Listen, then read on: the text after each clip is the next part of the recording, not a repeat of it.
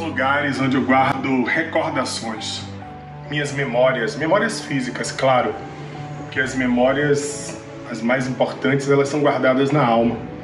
Nós estamos vivendo um momento da história do nosso país, do mundo, em que pessoas estão partindo, pessoas estão deixando o plano físico, mas a gente precisa guardá-las profundamente no coração. É preciso preservar a memória dessas pessoas que realizaram grandes feitos. Eu ouvi certa vez uma frase que diz assim, que nossos filhos lembrarão da gente após a nossa morte, que nossos netos lembrarão raramente de nós e que nossos bisnetos não saberão quem nós fomos. Isso me deu uma tristeza muito grande. Nós não podemos esquecer. É preciso preservar essa memória. Quando eu ouvi essa frase, eu tomei duas decisões. Primeiro, que eu vou fazer alguma coisa para deixar uma marca nesse planeta. De alguma forma, e vai ser pela educação, pela cultura, pela arte, não tenha dúvida. E que a gente precisa também louvar, lembrar daqueles que já foram antes de nós.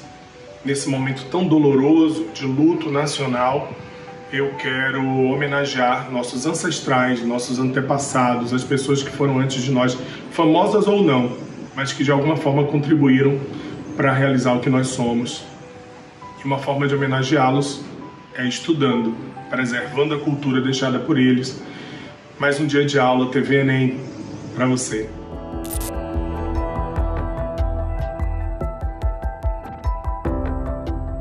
Olá, tudo bem? Sejam todos bem-vindos a mais uma aula de Biologia da sua TV Enem. Aqui quem vos fala é o seu professor Paulo Rossi. E hoje vamos então falar um pouco sobre o aparelho digestório.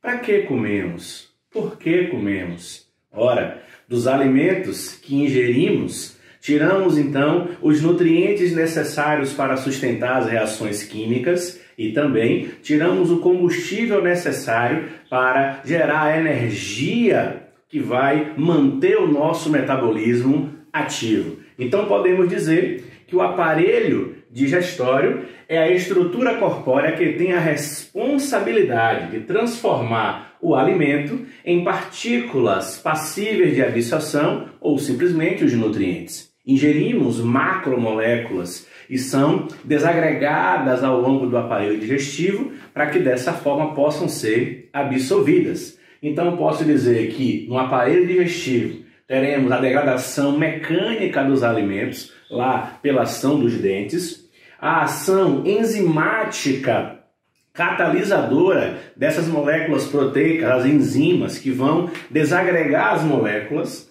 a absorção de nutrientes e é também função do aparelho digestório a eliminação do excesso do que comemos. Podemos então dividir essa estrutura anatômica em dois grandes grupos, o tubo digestivo e os órgãos anexos. O tubo digestivo é por onde o alimento passa e recebe a ação das moléculas, e os órgãos anexos são aqueles que o alimento não passa por ele, mas que eles fazem parte da digestão de forma indireta, produzindo suas substâncias. O exemplo da glândula salivar, do pâncreas, do fígado, e isso vai ser discutido por nós dentro em breve. Então, olhando de forma bem geral, temos no tubo digestório a boca, a faringe, o esôfago, o estômago, o intestino, que é dividido em intestino delgado, intestino grosso, até chegar ao final do nosso aparelho digestório. Esse alimento que chega à nossa boca, ele vai iniciar o processo de digestão. Ele vai sofrer a ação da trituração dos dentes, que vai aumentar a superfície de contato para que ao longo do tubo essas macromoléculas dilaceradas pelos dentes possam ter maior reatividade com as enzimas Isso nós chamamos de aumento de superfície de contato. Isso também vai proporcionar, junto com a trituração dos dentes, vai misturando com a ação da língua essa estrutura que chega à nossa boca, chamada de saliva, que é na verdade uma mistura de água com enzima pitialina ou amilase salivar, que vai iniciar a digestão do amido na boca. Então, na hora que acontece a ação da saliva no alimento, inicia o processo de degradação do amido, que é uma molécula macro, um polissacarídeo, e essa saliva junto com o alimento, os vestibulares e Enem costumam chamar de bolo alimentar. Então, o alimento misturado com a saliva, nós chamaremos a partir de agora de bolo alimentar. Podemos então olhar para a cavidade oral e perceber que cada dente tem o seu formato e a sua estrutura. Os dentes logo de frente, chamados de incisivos, os centrais, os dois do meio, e os laterais são para o corte do alimento. Os caninos para a perfuração, aí vem uma série de dentes achatados, chamados de pré-molares e molares, para que haja a trituração, esse processo bem de esbagaçar bem o alimento para que favoreça o processo digestivo. Uma vez mastigado esse alimento, a língua, que além de favorecer o processo de mistura do alimento com a saliva e receber os sinais químicos dos alimentos para que possamos ter e sentir os sabores dos alimentos, a língua também ainda posiciona esse alimento na trituração dos dentes, ela também vai deglutir esse alimento que foi ensalivado. Uma vez umedecido, esse alimento é deglutido, ele sai da boca, passa para a faringe, que é uma estrutura comum ao aparelho respiratório, bem como ao aparelho digestório. A epiglote posiciona ela aqui movimentando, ó, ela vai posicionar esse bolo alimentar em direção ao esôfago, evitando que o bolo alimentar, essa partícula sólida ou líquida, seja direcionado à laringe, que já é uma estrutura do aparelho respiratório. Uma vez iniciada a passagem do alimento no esôfago, vai dar origem então ao movimento peristáltico, que nós chamamos então de piloto automático do nosso aparelho digestório. Ele inicia aqui no esôfago e vai posicionando de forma unidirecional esse alimento em uma única digestão, essas contrações da musculatura lisa que forma o tubo digestório, vai pulsando, vai liberando, vai caminhando esse alimento em direção aos outros órgãos. Então, no tubo chamado de esôfago, o alimento que foi deglutido pela boca, encaminhado pela epiglote, vai então ser direcionado até o estômago, onde vai dar continuidade ao processo digestivo. Lembrando que ao longo do esôfago, a amilase salivar continua atuando, degradando o amido que comemos. Esse alimento, então, ao chegar no estômago, esse órgão aqui posicionado do lado esquerdo do nosso abdômen, que vai estar realizando o processo de digestão devido ao seu pH ácido e à ação de uma enzima chamada de pepsina. Por ter um pH ácido, o estômago apresenta uma defesa imunológica inata, ou seja, um processo de resistência química que não exige a participação de uma resposta imunológica humoral, que não necessita da ação de anticorpos. Somente o pH ácido do estômago, que é provocado pela concentração do ácido clorídrico, ou HCl, vai inativar a multiplicação de possíveis invasores que tenham chegado junto com nossa alimentação. Então, no estômago, haverá a produção do suco gástrico. Esse suco gástrico é formado por ácido clorídrico, o famoso HCl, e pepsina. A pepsina é a enzima ativada, porque ela é produzida pelas células estomacais no formato de pepsinogênio, uma molécula inativa. Ela só será ativada quando encontrar o HCl para que posicione dessa forma a estrutura da pepsina para agir realizando o início da digestão das moléculas proteicas. Podemos então dizer que quando esse bolo alimentar chega ao estômago e recebe a ação do suco gástrico, ele vai então agora ser chamado de quimo. Alimento, na boca chamamos de bolo alimentar, no estômago recebe a ação ácida e agora nós chamamos ele de quimo. Uma vez produzido o quimo, a válvula que finaliza o estômago, que é a válvula pilórica, ela vai ficar abrindo e fechando em um tempo sazonal ao longo do processo digestivo para que fragmentos desse quimo vá para o intestino delgado.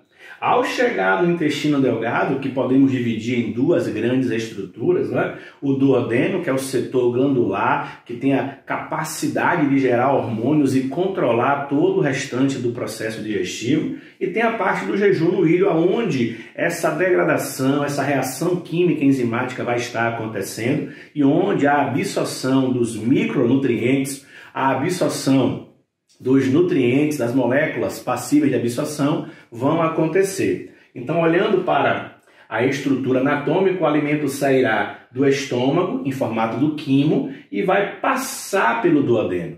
Só que na hora que ele passa pelo duodeno, ele vai estimular uma série de respostas a essas células que se encontram no duodeno. E uma delas é a produção desses 3 hormônios que iremos falar. Então, o quimo que vem do estômago vai estimular a liberação do hormônio secretina, que pela corrente sanguínea vai até o pâncreas e estimula o pâncreas a liberar no intestino o suco pancreático, uma estrutura alcalina devido à presença dos íons bicarbonato, que vai neutralizar, alcalinizar o quimo. Então, a secretina estimula o pâncreas a liberar o suco pancreático. O hormônio colecitoquinina, conhecido popularmente aí como CCK, ele vai estimular a vesícula biliar a se contrair e a liberar também no intestino bile. Lembre que bile são moléculas produzidas pelo fígado e que vai atuar no intestino para emulsificação de gorduras. E, por fim, a produção do hormônio enterogastrona, também conhecido como inibidor gástrico, porque ele vai diminuir os movimentos peristálticos no estômago para que aumente o intervalo da abertura da válvula pilórica para a passagem do quimo acidificado do estômago para o intestino. Uma vez passado, então, esse quimo do estômago para o intestino, observe na animação que as macromoléculas começam a ser desfeitas. Moléculas de polissacarídeo, moléculas de polipeptídeo, moléculas de lipídios começam a ser desorganizadas porque no duodeno vai fazer, então, a estimulação de vários órgãos anexos ao aparelho digestivo para que esse processo, então, aconteça. Nesse momento, então, teremos a união do quimo junto com o suco pancreático, que veio do pâncreas, estimulado pela secretina, e o suco entérico, que são as enzimas que o próprio intestino produz, vai se juntar ao quimo e dar origem ao quilo. Esse quilo, então, vai ser transmitido via movimento peristáltico ao longo das estruturas do intestino delgado, sofrendo a ação enzimática, transformando moléculas macro, como por exemplo o amido, que podemos ingerir nos biscoitos, bolo, no pão, em moléculas de maltose, depois a maltase transforma em glicose. As moléculas de proteína que encontramos na carne vermelha, carne branca, no ovo, irão ser degradadas em peptídeos para depois liberar os aminoácidos.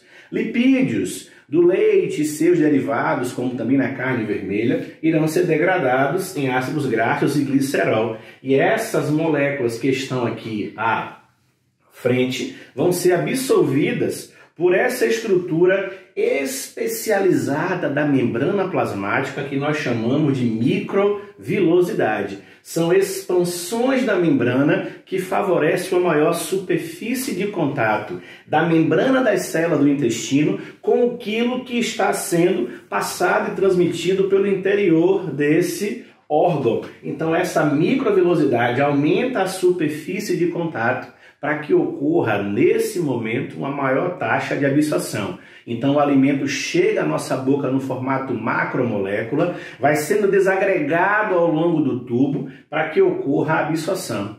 Após a passagem pelo intestino delgado, esse alimento vai ser então direcionado ao intestino grosso, para finalizar esse processo de digestão. O intestino grosso ele é constituído pelo ceco, pelo colo, que tem 3 posicionamentos, o colo ascendente, transverso e descendente.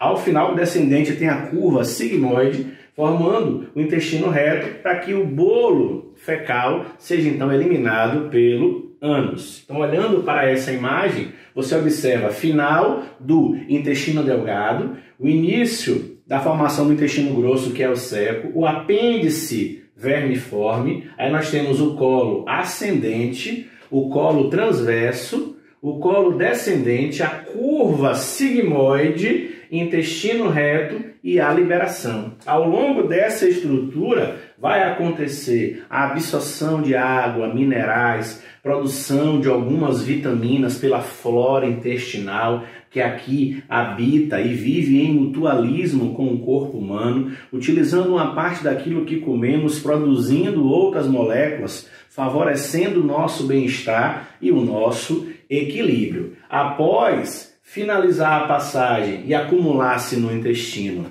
reto, esse alimento que foi transformado em bolo alimentar, que nós chamamos depois de quimo, que virou quilo, agora vira bolo fecal, pressiona as paredes do intestino reto e vai ser eliminado. Ao longo de todo esse caminho que ele percorreu, deixou no processo de absorção, que acontece tanto no intestino delgado como no intestino grosso, moléculas fundamentais para o meu corpo e para o seu manter-se vivo, as nossas reações metabólicas celulares. Então, para que comemos? Para nos manter vivo. Por que comemos? Porque nós somos seres heterotróficos e como não produzimos nosso próprio alimento, temos que ingeri-lo para que possamos nos manter vivo. Aquele abraço para você, um beijo, tudo de bom e até a próxima. Valeu, galera!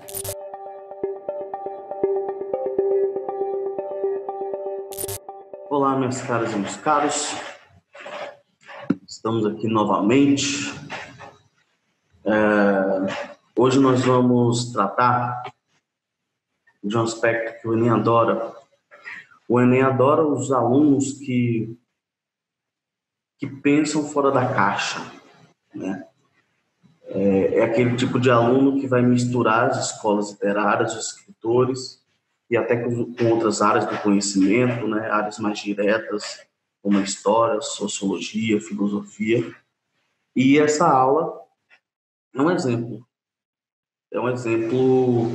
clássico, disso, né? Nós vamos dialogar, né, com, vamos dizer, 4 grandes escritores. Nós vamos ter, de um lado, o Gil Vicente, século XV, humanismo. Nós vamos ter o nosso querido padre José de Anchieta, no quentismo. Vamos ter aí na terceira geração modernista, na geração de 45, o João Cabral de Melo Neto e o Ariano Suassuna. Todos eles que vão trazer o alto, né? Que tipo de texto mais voltado para a literatura, né? Que tipo de texto literário o alto é, né?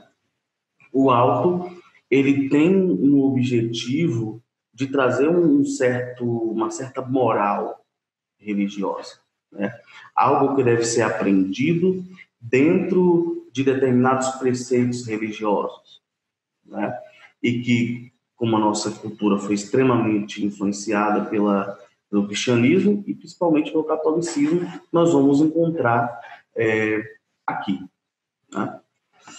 Em João Cabral de Melo Neto, vocês vão encontrar isso em Morte e Vida Severina, né? Morte e Vida Severina, que você vai dizer, como assim, professor? O que tem a ver isso com alto, né? Morte e Vida Severina. Não sei se vocês se recordam, mas Severino, ele como todo retirante, né, ele tenta fugir da seca para encontrar melhores condições de vida no litoral, na capital. Ele sai do interior de Pernambuco e tenta ir até Recife.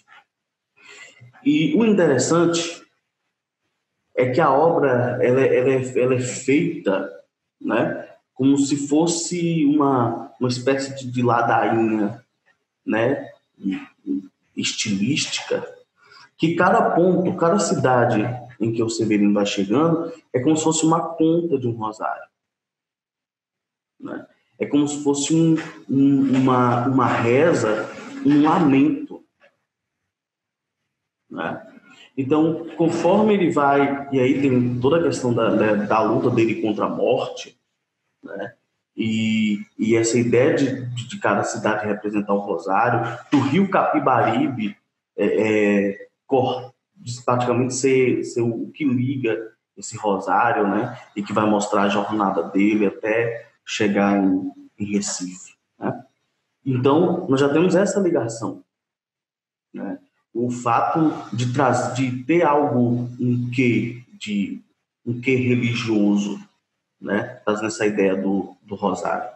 E aí nós vamos voltar lá para o século XV no humanismo, nós vamos ter o Gil Vicente, né, com o Alto da Barca do Inferno, que já vai trazer justamente um outro aspecto. Enquanto aqui tem a questão do rosário, né, da peregrinação do Severino, em Gil Vicente nós já vamos ter o olhar moral e ético.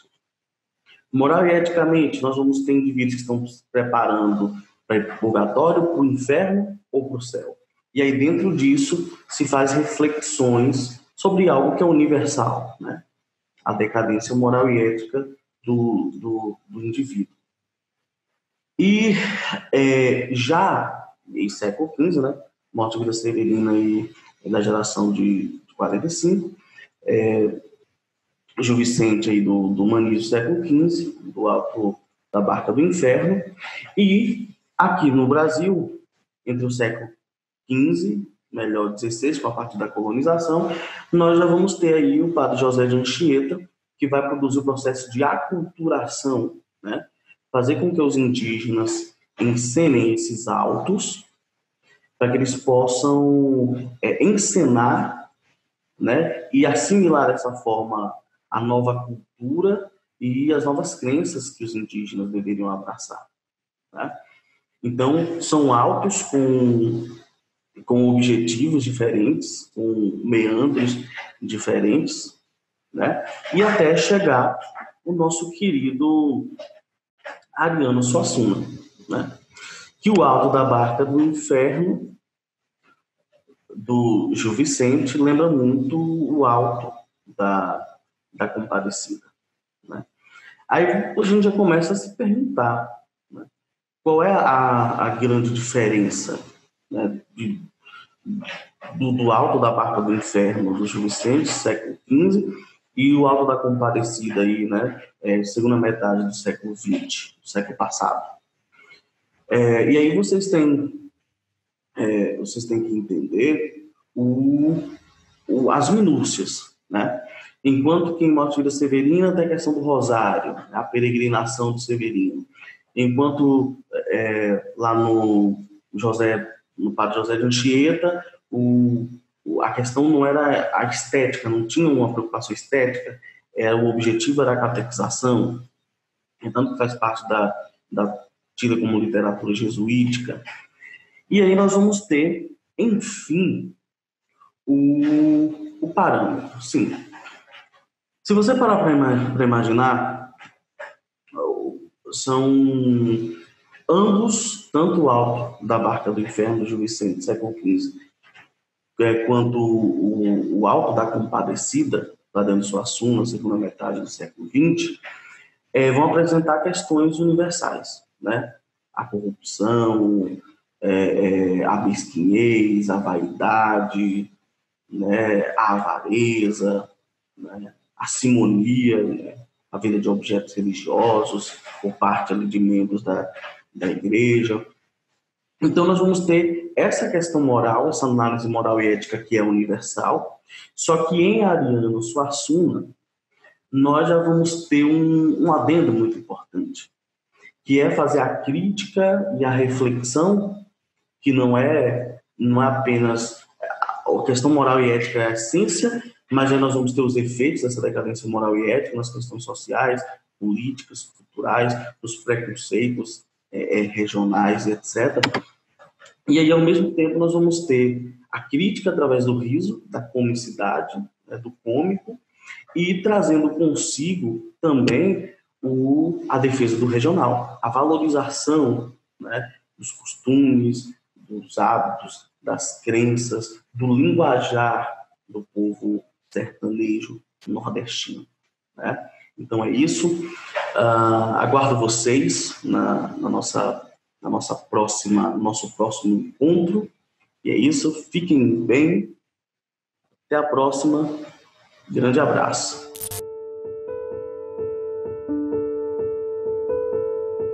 Oi, galera, tudo bem?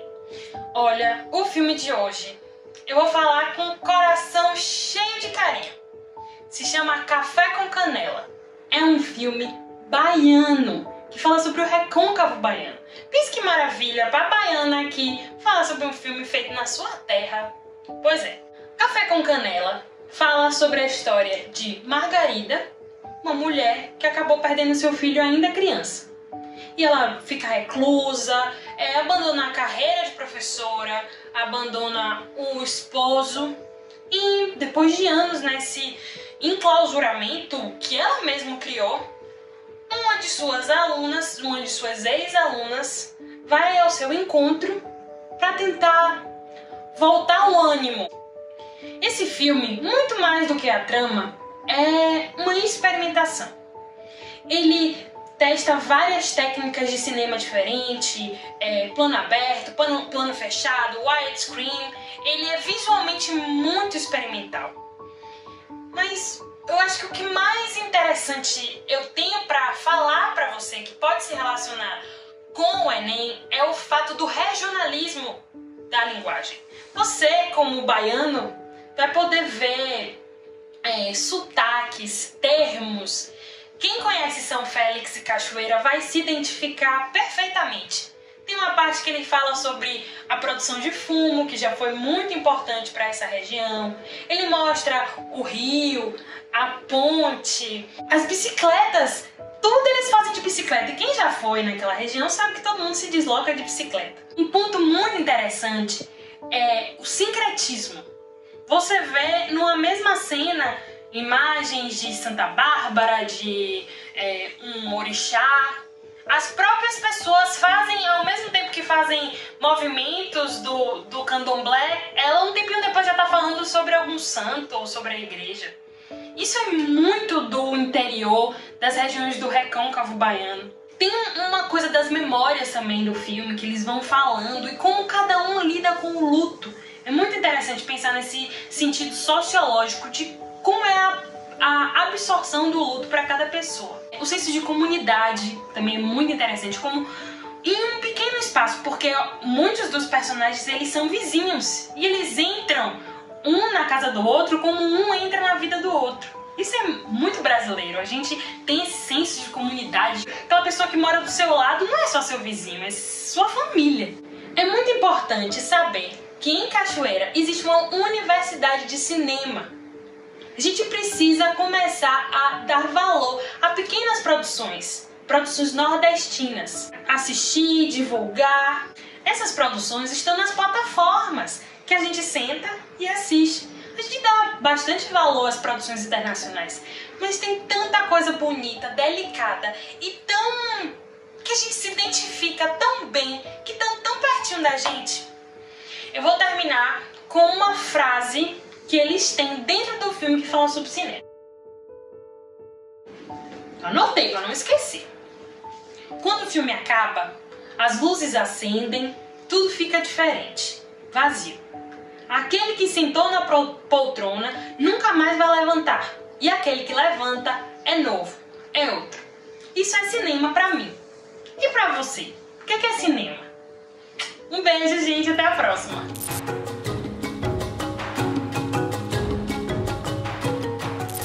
Olá, tudo bem? Como vão vocês? Tudo direitinho?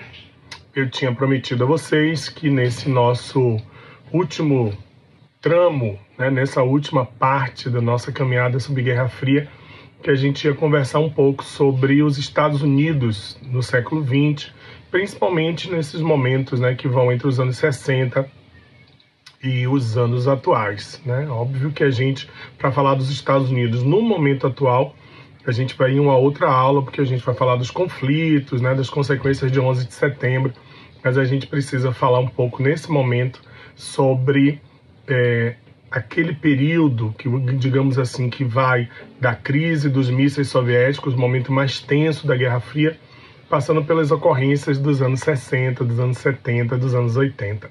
Vamos nessa? Queria lembrar vocês que os Estados Unidos começam os anos 60 sob o comando do John Kennedy. Nós já vimos em outros momentos que John Kennedy passou por um período muito de conflitos, né, de muita tensão, não só pelo avanço do comunismo na ilha de Cuba, mas também por conta da pressão que ele recebia de vários setores da sociedade americana. Queria também lembrar de que muita gente alega que o assassinato dele em Dallas tem uma relação direta com os vários conflitos que ele estabeleceu. Vamos lembrar que ele teve sérios problemas com a máfia americana, ele teve problema com os racistas, né, os supremacistas, porque defendia um aumento dos direitos civis para os negros nos Estados Unidos. Problema com os comunistas, obviamente, a gente está no coração da Guerra Fria, por isso que houve até muita gente que alegou que veio de Cuba o tiro que levou à morte de John Kennedy, e obviamente com a União Soviética. Então existe muita discussão, até hoje não existe uma clareza direta sobre isso, mas a gente quer lembrar de que a morte de John Kennedy abriu o caminho para definitivamente os Estados Unidos entrarem na Guerra do Vietnã. Lembrar que a Guerra do Vietnã é mais um episódio da Guerra Fria. A Guerra do Vietnã está associado com o crescimento da força do socialismo, principalmente China, União Soviética, naquela região do Sudeste Asiático. Essa guerra se estendeu entre o início dos anos 60 até 1975 e que começou da tentativa do Vietnã do Norte incorporar o Vietnã do Sul através dos chamados Vietcongs, que eram aqueles guerrilheiros socialistas comunistas do Vietnã do Sul, que acabou determinando a intervenção dos Estados Unidos. Queria lembrar vocês que a morte de John Kennedy, que resistia a uma entrada maciça dos Estados Unidos na guerra, é só a gente lembrar que ele mandou para lá conselheiros militares, mas o seu sucessor acabou determinando a entrada maciça das tropas americanas. Isso é mais uma coisa, viu? Há inclusive uma tendência de alguns setores que dizem que os Estados Unidos, a própria estrutura, o establishment, ou seja, a força interna, o próprio governo americano teria matado John Kennedy porque eles queriam uma penetração mais direta na guerra. A guerra foi um desastre absoluto. Foi a primeira guerra transmitida ao vivo da história da TV mundial. E vocês sabem que os americanos eles apoiam as guerras até começar a receber seus filhos dentro de um saco preto com eclair. Isso em todas as guerras é assim. Então a opinião pública norte-americana tendeu a radicalizar uma oposição forte à Guerra do Vietnã, e essa rejeição à guerra tomou conta não só, né, da ação civil nos Estados Unidos, mas reverberou no mundo inteiro. O movimento foi muito forte de resistência, que se culminou também com o crescimento da consciência juvenil no mundo inteiro. Eu costumo dizer que 1968 é o ano que inventou a juventude. Muita gente diz que é o ano que não terminou, né? Porque ao mesmo tempo que foi uma consciência da juventude mundial, de que ela precisava agir, de que ela precisava se manifestar, de que... Isso foi no mundo todo, viu, galera? Foram maio de 68 em Paris, os movimentos estudantis no Brasil, né, o movimento hippie que ganha força muito, que vai ter como seu momento de êxtase, né, o grande festival de Woodstock, Londres, as universidades nos Estados Unidos, a defesa, né, do paz e amor, né? Paz é não a guerra do Vietnã, amor é amor mesmo, livre, liberdade sexual. O surgimento da pílula anticoncepcional revolucionou muitos comportamentos na época, dando uma maior liberdade sexual às pessoas. Essa imagem bacana aí, né, da Marcha dos 100 mil aqui no Brasil, contra a ditadura militar. Então foi um momento muito bonito assim, da história planetária. O jovem descobriu que ele era mais do que uma faixa etária, que ser jovem era mais do que estar numa faixa de idade do ponto de vista fisiológico.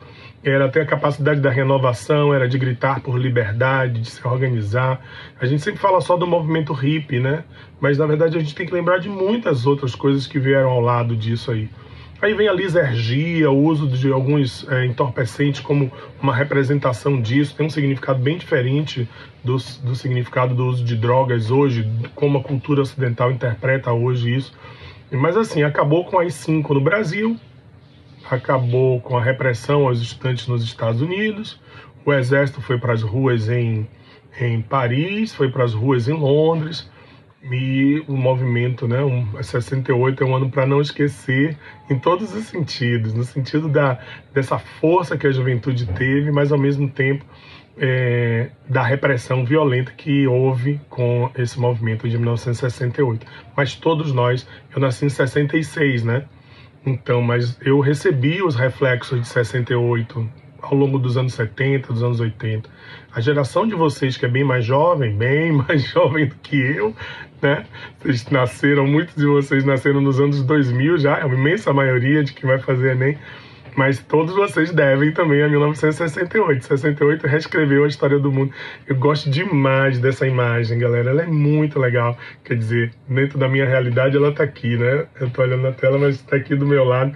Olha quanta coisa bacana. Tá aí o Luther King representando o movimento inspirado em Gandhi, que buscava a igualdade racial através da resistência pacífica. As Panteras Negras, né? Tá lá, todo o poder às mulheres. As Panteras Negras, que é a parte, digamos assim, mais ortodoxa da luta, né? Que acreditavam que era preciso resistir ao racismo, resistir à violência racial de uma forma mais enfática. Nós temos também aí o movimento de Paris, né? Maio de 68 em Paris.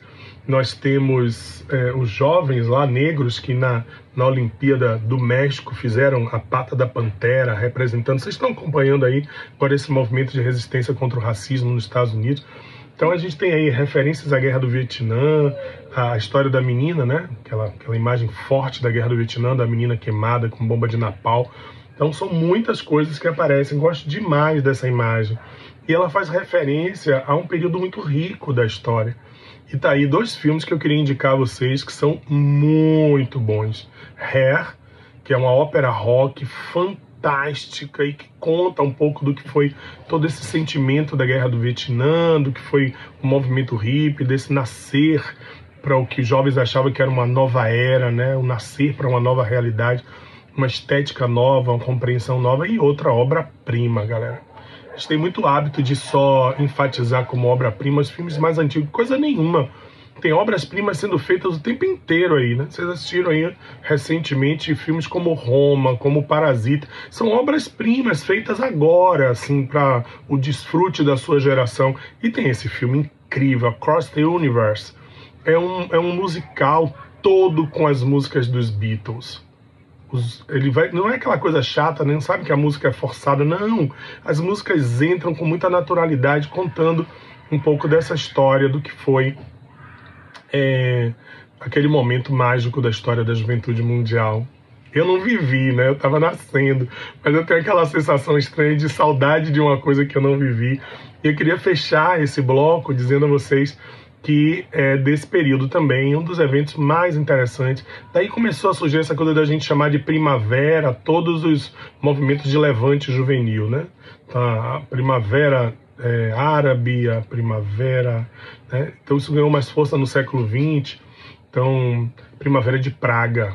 A gente teve lá a primavera dos povos no século XIX, que já foi uma referência, mas assim, no século XX, a Primavera de Praga foi uma coisa muito interessante, que foi uma tentativa, olha que interessante, de democratização nascida no coração, né, do mundo socialista. A ideia era que se criasse na Tchecoslováquia, a atual República Tcheca, uma parte, né, do que é a antiga Tchecoslováquia, uma democratização dentro da própria estrutura socialista. Então isso é muito interessante, independente de Moscou, né? Então vocês estão vendo aí, sob a liderança do Alexander Dubček, a Tchecoslováquia iniciou uma série de reformas e acabaram culminando com a intervenção soviética, os tanques soviéticos cruzando as ruas de Praga, pondo fim a mais uma primavera, mais uma esperança de renovação. Massa essa época da história, não é, galera? Muito legal, eu adoro. E a gente vai continuar depois falando de Nixon dos anos 70. Paz e luz para vocês. Vamos em frente.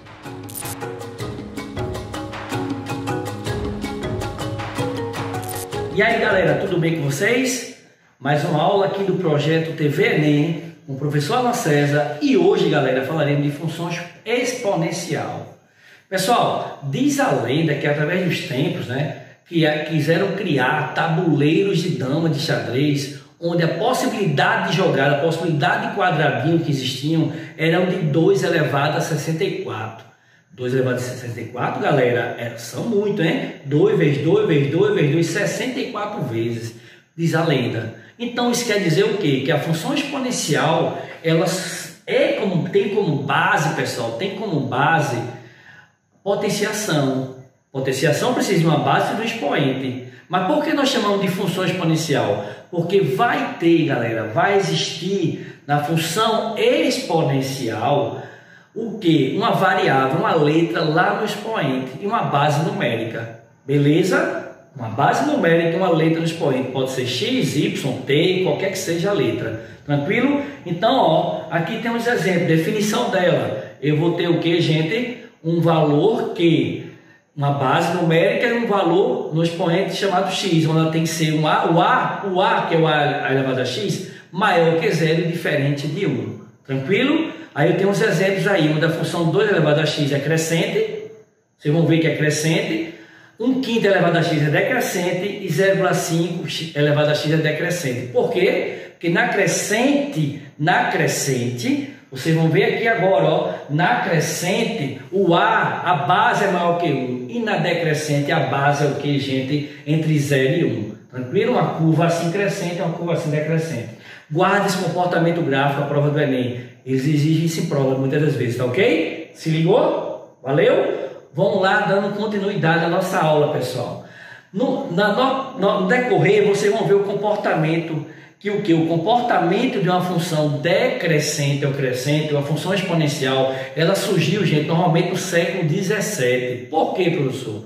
Porque com a Revolução Industrial, pessoal, tivemos o quê? Mais carros da rua, essa população aumentou, o número de lixo aumentou, enfim, as informações começaram a crescer de forma muito grande e acelerada e rápida. Isso quer dizer o quê? Precisava de uma função muito mais expansiva do que a função afim e da função segundo grau. Aí surgiu a função exponencial, porque os valores para o eixo y da função exponencial me dá valores que pulam. E nós vamos vendo isso aí no exemplo do quê? Do caso do quê? Da Covid-19, onde o número de casos aumenta de forma, como ele fala, exponencial. Exemplo, tem um caso hoje que passa para 2, que passa para 4, que passa para 8, que passa para 16, enfim, vai duplicando, triplicando, muitas das vezes quadruplicando. Então, a partir disso aí, gente, do século XVII para cá, se fala mais em função exponencial. Por quê? Porque é uma função que te dá uma expressão mais segura de aumentos acelerados, beleza? Aumentos mais rápidos, tranquilo? Então, vocês vão ver isso em algum contexto do dia a dia, tá, gente? Vamos lá. Então, galera, a partir daí, vocês estão vendo aqui, ó, o que eu estou falando a vocês, comportamento gráfico de uma função afim. Ela aumenta de forma muito proporcional, que é a primeira função que vocês estão vendo. A segunda função do meio é a do segundo grau, que vocês viram com o professor já anteriormente, que ela aumenta de forma fazendo uma curva, mas também não aumenta exorbitante. Mas observe que na função exponencial o pulo é maior. Por quê? Porque a base é elevada a uma variável. Então, 2 elevado a 1, elevado a 2, elevado a 3, a 4, a 5, a 6, vai dando valores maior. Passa para 16, 16, 32, mas se a base for 2, como está no exemplo. E se a base for 3? 3 a 1 é 3, 3 a 2 é 9, 3 a 3 é 3 vezes 3 vezes 3, 27. Observe que forma, vai dando vários pulos, certo? Então veja o comportamento que aumenta muito mais rápido a função exponencial. Tranquilo? Aí, gente, diante disso aí, vocês tiveram o quê? Tem um exemplo aí que eu deixo para vocês aí, ó, a pergunta que eu faço para vocês. Supondo, como vocês estão vendo aí, ó, supondo que uma certa bactéria se duplica a cada minuto, por minuto, e que ao meio-dia um vasilhame fique cheio de bactéria. ao meio-dia cheio de bactéria, tá? Encheu. Em que momento estava ocupada apenas a metade? Gente, se ela vai duplicar, então eu pergunto, caminhando para frente duplica, caminhando para trás, qual é o inverso do dobro, gente? Metade. Então seria o quê? Não um minuto antes? Um minuto antes seria o quê? 11h59, seria um valor. Mas a cada minuto, como foi falado, ela duplica. Então ao meio-dia, um minuto depois, ela vai dobrar, duplicar. Entendeu? Isso é um exemplo do dia a dia de uma função. Agora, qual a importância de função no nosso dia a dia? Gente, a função exponencial é importante demais no nosso dia a dia. Lembrando que, gente, uma observação, toda função exponencial é o inverso da função logaritmo.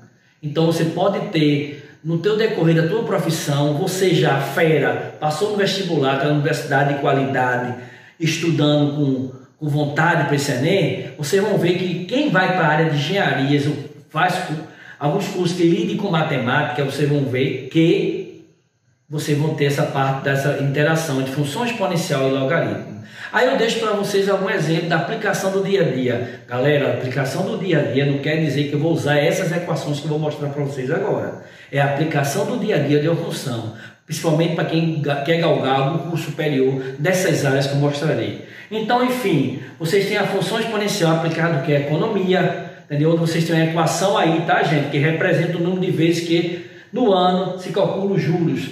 Então, é uma função exponencial. Por quê? Porque tem um t, uma variável, um n elevado ali no expoente. Então, a aplicação na economia, quem vai fazer o curso de economia. Temos a aplicação da sociologia, com o aumento da população. Existe sim uma equação que lida com isso, com o aumento da população. Sociologia mexe com o quê?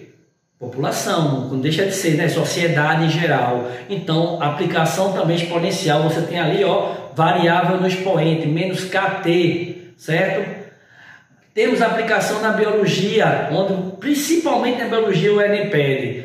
O Enem vai te dar uma equação, guarda a dica, vai te dar uma equação pronta de exponencial para tu achar ou o tempo vai ter a função de x, galera. O tempo vai ter a função de x. Ou o tempo calcular o valor de quê? Do resultado total de uma população de bactérias, de um resultado final. A gente vai ver isso aí na resolução de questões do Enem, tá ok? Então a aplicação da biologia tem o quê? Reprodução de bactérias. Observe que nessa questão aí, vocês têm o que aí, galera? Um T lá, ó, menos 0,4T, uma aplicação de reprodução de bactérias. Como tem também reprodução de peixe, existe uma função exponencial. E por quê? Porque lá tem menos T sobre 3, também trata-se de uma função exponencial, porque tem uma variável no expoente, beleza?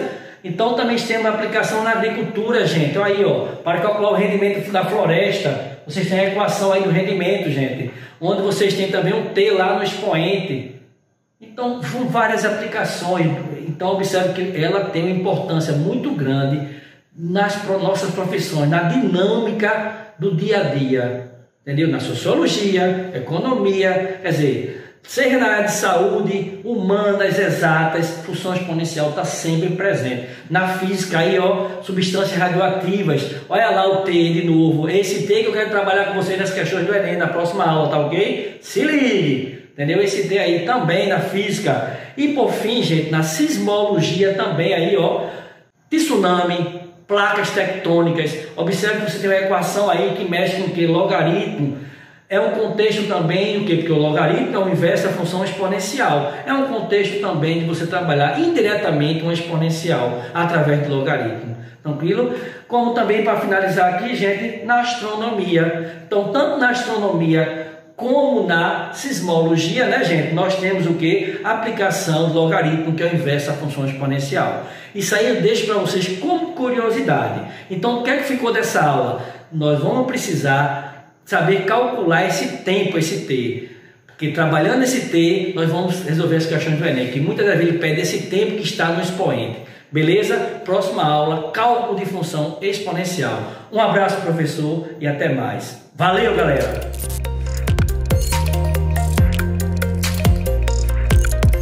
Olá, meu nome é Monique Lemos e eu tô aqui para falar um pouquinho com você sobre mercado de trabalho, carreira e como escolher a profissão ideal. E eu queria começar esse papo com a principal pergunta que eu recebo, que é: Como eu identifico qual a carreira que está em alta para eu ter aquela segurança, aquela certeza de que eu vou ser bem remunerado no futuro? E eu queria dizer para você que esse é um critério muito perigoso para a gente levar em conta na hora de escolher uma carreira, na hora de pensar numa escolha profissional ou num sentido que a gente vai dar do que a gente está estudando ou da nossa carreira em si. Porque hoje a gente tem sim algumas áreas que estão em alta, mas isso vai mudando, esse movimento é cíclico e a gente não consegue prever daqui a 2, daqui a 4 anos o que é que vai estar em alta. Pensa aí no exemplo do coronavírus, por exemplo. Quem se formou agora, na época do coronavírus, e que escolheu há um tempo atrás, não tinha nunca como prever o coronavírus. Então a gente não consegue saber exatamente o que vai estar em alta daqui que você se forme, daqui que você complete seus estudos, sejam eles de 2, 3 ou 5 anos. Se for 5 anos, é ainda mais arriscado esse horizonte de tempo para a gente saber que vai estar em alta daqui que você complete a sua formação. Então essa era uma mensagem que eu queria deixar hoje aqui rapidinho para você, que é, não pensa no que tá valendo hoje, no que tá em alta hoje. E a gente não tem como adivinhar o futuro, a gente não tem como saber que vai vir um coronavírus. Então não usa como único critério essa questão do em alta. E se você pensar em termos de tendência, a gente tem aí uma perspectiva de ter crescimentos na busca e procura de áreas relacionadas à tecnologia, relacionadas à inovação e relacionadas aos mercados digitais. E aí, claro, as profissões e os cursos que você pode fazer relacionado a isso são vários, não é um só. Então essa era a minha dica de hoje, espero que tenha sido bastante útil para você. Guardem no coração tudo que vocês aprenderam hoje. Vamos lembrar sempre. Guardar essa referência do conhecimento é uma forma de a gente homenagear nossos mestres também, nossos professores, é não deixar passar em vão o conhecimento que eles nos trazem. Continuem acompanhando a gente na nossa plataforma tvenem.com.br, nas redes sociais. Nós estamos no Instagram, @TVEnem. Estamos também no YouTube, é só você procurar lá o canal Escritório do Pensamento. Estamos na TV aberta e também na TV a cabo. Um grande abraço para você, paz e luz, estudando sempre.